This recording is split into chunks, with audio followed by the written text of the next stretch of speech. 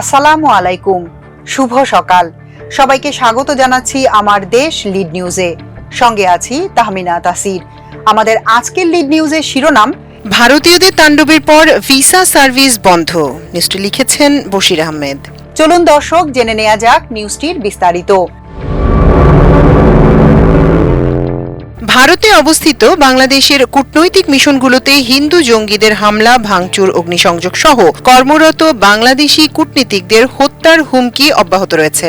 এর প্রতিক্রিয়ায় দিল্লিতে বাংলাদেশ হাইকমিশন ভারতীয় নাগরিকদের জন্য ভিসা সার্ভিস বন্ধ করে দিয়েছে। দিল্লিতে বাংলাদেশ হাইকমিশনের একাধিক সূত্র বাংলাদেশ সরকারের এই সিদ্ধান্তের কথা জানিয়ে আমার দেশকে বলেছে, প্রয়োজনীয় নিরাপত্তার অভাবে অনির্দিষ্টকালের জন্য ভিসা সেবা বন্ধ করে দেওয়া হয়েছে। বাংলাদেশ সরকারের পক্ষ থেকে পরিস্থিতি স্বাভাবিক রাখতে বারবার অনুরোধ জানানোর পরও দিল্লি তাতে কর্ণপাত করেনি, বরং দিল্লির উস্কানিতেই বাংলাদেশ মিশনগুলোতে হামলার পরিধি আরও জোরালো হয়েছে।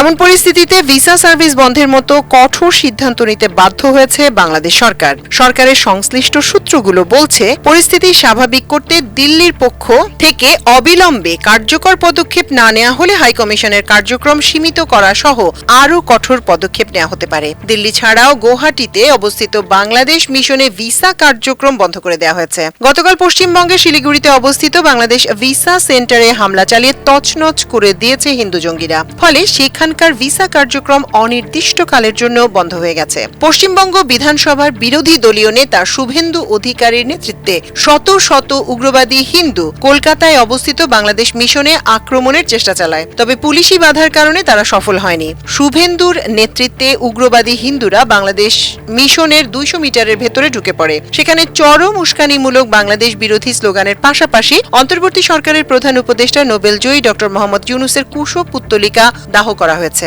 সবকিছু মিলিয়ে এখন ঢাকা দিল্লি সম্পর্কে চরম অস্থিরতা বিরাজ করছে। বাংলাদেশ সরকারের পক্ষ থেকে উস্কানি বন্ধের পাশাপাশি বাংলাদেশ মিশনগুলোর নিরাপত্তা নিশ্চিত করার আহ্বান জানানোর পরও দিল্লির পক্ষ থেকে তেমন কোনো পদক্ষেপ নিতে দেখা যায়নি। উদ্ভূত পরিস্থিতিতে কূটনৈতিক বিশ্লেষকরা বলছেন, ভারতে বাংলাদেশ মিশনগুলো ঘিরে হিন্দু জঙ্গিরা যে ধরনের কর্মকাণ্ড চালাচ্ছে তা মোদী সরকারের সমর্থনেই ঘটছে। মোদী সরকার বাংলাদেশের সঙ্গে এক উত্তেজনাকর পরিস্থিতি তৈরি করে পশ্চিমবঙ্গ সহ আরো কয়েকটি রাজ্যের আসন্ন বিধানসভা নির্বাচনে হিন্দু ভোটারদের টানতে চাচ্ছে। কলকাতার একাধিক কূটনৈতিক সূত্র আমার দেশকে জানিয়েছে, সোমবার বেলা 2টার দিকে লক্ষণ বানশালের নেতৃত্বে বিশ্ব হিন্দু পরিষদ এবং হিন্দু জাগরণ মঞ্চের অন্তত 800 থেকে 1000 হিন্দু জঙ্গি নানা ধরনের বাংলাদেশ বিরোধী প্ল্যাকার্ড হাতে নিয়ে শিলিগুড়িতে অবস্থিত বাংলাদেশ ভিসা সেন্টার অভিমুখে যাত্রা করে সেখানে নিরাপত্তায় নিয়োজিত থাকা নিরাপত্তা কর্মীদের কোন রকম বাধা ছাড়াই ভিসা সেন্টারে উপস্থিত হয়। উগ্রবাদী হিন্দুরা ভিসা সেন্টারের কর্মকর্তাদের হুমকি দিয়ে বলে,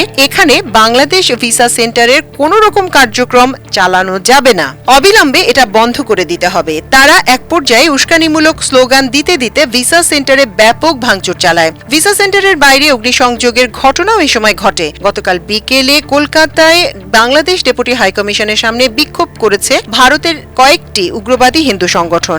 এই বিক্ষোভের নেতৃত্ব দেন পশ্চিমবঙ্গের বিরোধী দলীয় নেতা ও বিজেপি নেতা শুভেন্দু অধিকারী। কলকাতার বেগবাগান মোড়ে শত শত উগ্রবাদী হিন্দু বিক্ষোভকারী মিছিল করে বাংলাদেশের ডেপুটি হাইকমিশনের দিকে যেতে থাকে, তবে প্রায় 200 মিটার দূরেই তাদের আটকে দেয় কলকাতা পুলিশ।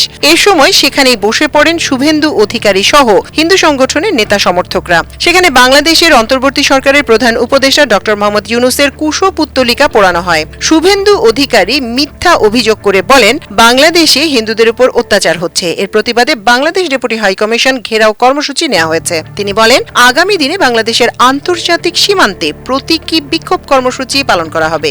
নিরাপত্তা পরিস্থিতি বিবেচনায় গতকালই আসামের গুয়াহাটিতে বাংলাদেশ মিশনে ভারতীয়দের জন্য ভিসা সার্ভিস বন্ধ করে দেওয়া হয়েছে। মিশনের একজন কর্মকর্তা সেখানকার পরিস্থিতি সম্পর্কে আমার দেশকে বলেন, আজ অর্থাৎ গতকাল সোমবার আসামের বাঙালি পরিষদের ব্যানারে বিভিন্ন জেলায় উগ্র হিন্দুত্ববাদীরা ব্যাপক বিক্ষোভ করেছে। বাংলাদেশে হিন্দুদের হত্যা করা হচ্ছে এমন মিথ্যা অভিযোগ তুলে উগ্র হিন্দুরা বাংলাদেশ বিরোধী বিক্ষোভে নামে। বিক্ষোভকারীরা বাংলাদেশ বিরোধী স্লোগানের পাশাপাশি বিভিন্ন স্থানে ডক্টর মোহাম্মদ ইউনূসের কুশ পুত্তলিকা পোড়ায়। তবে গুয়াহাটিতে বাংলাদেশ মিশনে কোনো হামলার ঘটনা ঘটেনি। এদিকে বিশ্ব হিন্দু পরিষদের পক্ষ থেকে আজ মঙ্গলবার দিল্লিতে বাংলাদেশ হাইকমিশন ও মুম্বাইয়ে অবস্থিত বাংলাদেশ উপ হাইকমিশন ঘেরাওয়ের কর্মসূচি ঘোষণা করা হয়েছে। গত শনিবার রাতে দিল্লিতে একদল উগ্র হিন্দুবাদী ভারত সরকারের সম্মতিতে নিরাপত্তা বেষ্টনী পার হয়ে বাংলাদেশ হাউসে হামলা এবং হাই কমিশনারকে হত্যার হুমকি দেওয়ার পর বাংলাদেশ ভারত সম্পর্কে চরম অস্থিরতা শুরু হয়। তারপর অব্যাহতভাবে বাংলাদেশ মিশনগুলোতে হামলার কারণে স্মরণকালের মধ্যে ঢাকা দিল্লি সম্পর্ক সবচেয়ে নাজুক পরিস্থিতির মুখোমুখি হয়েছে। নিরাপত্তা বেষ্টনী পার হয়ে বাংলাদেশ হাউসের মূল ফটকের সামনে এসে বিক্ষোভ, অগ্নিসংযোগ এবং ভারতে নিযুক্ত বাংলাদেশের হাই কমিশনার রিয়াজ হামিদুল্লাহকে হত্যার হুমকি নজিরবিহীন ঘটনা। অখণ্ড হিন্দু রাষ্ট্র সেনার অন্তত 20 থেকে 25 জনের একটি উগ্রবাদী দল 4 থেকে 5টি গাড়িতে করে সব নিরাপত্তা বেষ্টনী পার হয়ে বাংলাদেশ হাউসের মূল ফটকের সামনে চলে আসে। এ সময় তারা বাংলাদেশ বিরোধী উগ্র স্লোগান দিতে থাকে। তাদের মধ্যে কয়েকজন চিৎকার করে হাই কমিশনারের উদ্দেশ্যে বলতে থাকেন, গোলি মার দো সালোকো। এ ঘটনা যখন ঘটছিল তখন বাংলাদেশ হাউসের নিরাপত্তায় নিয়োজিত বাহিনীর সদস্যরা নীরবে দাঁড়িয়েছিলেন। তাদের সেখানে আসতে কোনো ধরনের বাধা দেয়নি নিরাপত্তা কর্মীরা। এ সময় হাই কমিশনার রিয়াজ হামিদুল্লাহ ও তার পরিবারের সদস্যরা বাংলাদেশ হাউসে অবস্থান করছিলেন। হাই কমিশনার ও তার পরিবারের সদস্যরা সম্পূর্ণ নিরাপত্তাহীন অবস্থায় ছিলেন তখন, কারণ এই উগ্রবাদীদের ঠেকাতে নিরাপত্তা বাহিনী কোনো পদক্ষেপই নেয়নি।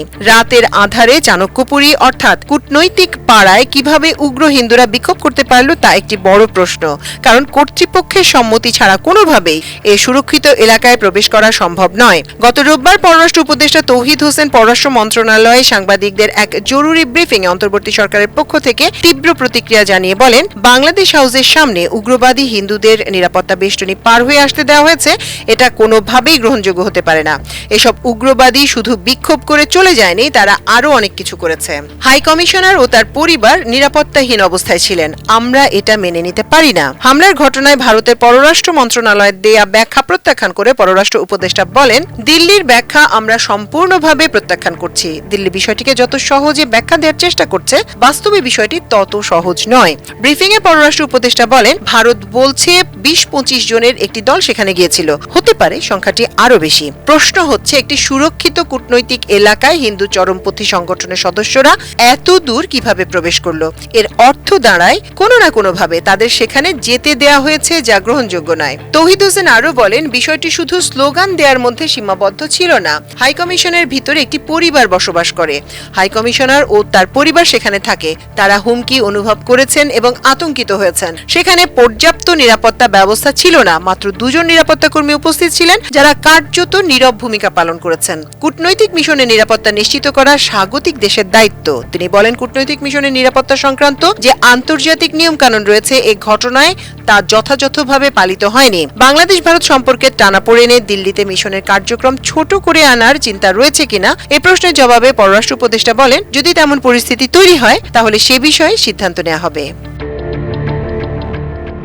এখনকার মতো এ পর্যন্তই। সবাই ভালো থাকুন, সুস্থ থাকুন, থাকুন আমার দেশের সঙ্গে। চ্যানেলটি ভালো লাগলে সাবস্ক্রাইব করুন। আল্লাহ হাফেজ।